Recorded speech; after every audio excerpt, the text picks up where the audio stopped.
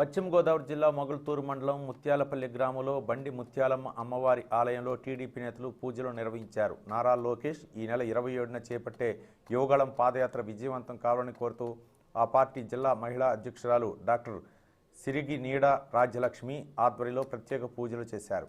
అధికారంలో ఉన్నా లేకున్నా ప్రజల కోసం పోరాడుతున్న తమ నాయకుడు నారా లోకేష్ యువగళం పాదయాత్ర విజయవంతం కావాలని ప్రత్యేక పూజలు నిర్వహించినట్లు రాజ్యలక్ష్మి తెలిపారు.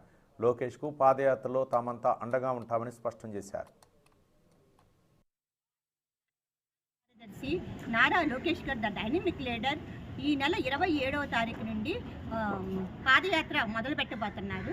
కాబట్టి ఆ పాదయాత్ర విజయవంతం కావాలి అని చెప్పి అమ్మవారు ప్రాశస్తి ఉన్నటువంటి అమ్మవారు కోరికలు తీర్చేటటువంటి బండి ముత్యాలమ్మ తల్లి అనుగ్రహం ఉండాలి లోకేష్ బాబు గారికి అని చెప్పేసి మేము ఇక్కడ ఈ కార్యక్రమాన్ని నిర్వహించడం జరిగింది. ఎందుకంటే మే 30 2019న జగన్ ప్రభుత్వం రావడం జరిగింది. ఆ ప్రభుత్వం వచ్చిన దగ్గర నుంచి అన్ని వర్గాల వారు ఎన్నో సమస్యలు ఎదుర్కొంటున్నారు. 3.5 లక్షల మందికి ఖాళీలు మేము భర్తీ చేస్తామన్నటువంటి వాళ్ళు, ప్రతి జనవరిలో నోటిఫికేషన్ ఇస్తానటువంటి వాళ్ళు ఈ రోజుకి ఒక్క హామీని కూడా నెరవేర్చలేదు. అంటే యువత ఎటువైపు వెళ్ళిపోతుందో ఒక్కసారి మీరు అందరూ ఆలోచించండి.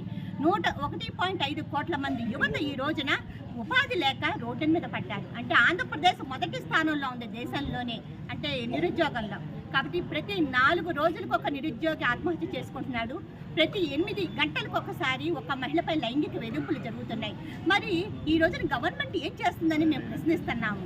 కాబట్టి ఈ రోజున యువతకి నేనున్నాను అని చెప్పి భరోసా ఇస్తూ మా యువ నాయకులు the dynamic leader Nara Lokesh గారు